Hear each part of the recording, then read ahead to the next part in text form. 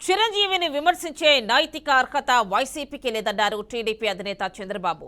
పవన్ కళ్యాణ్ వ్యక్తిగత జీవితం గురించి నీచంగా మాట్లాడుతున్నారని మండిపడ్డారు. ఎన్నికల ప్రచారంలో భాగంగా జగ్గంపేటలో నిర్వహించిన ప్రజాగళంలో పాల్గొన్నారు.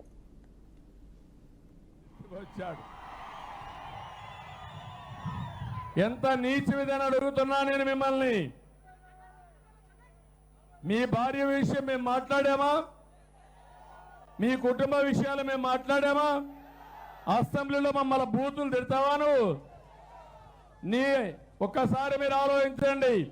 పవన్ కళ్యాణ్ ఎక్కడ, ఈ సైకో జగన్ ఎక్కడ తమ్ముళ్ళు? ఒక్కసారి ఆలోచించండి.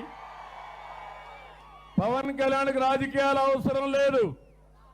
సినిమాలో సూపర్ హీరోగా, పవర్ స్టార్ గా ఏ సినిమా యాక్ట్ చేసిన ఒక 50 కోట్లు సునాయాసంగా తీసుకోగలిగిన వ్యక్తి.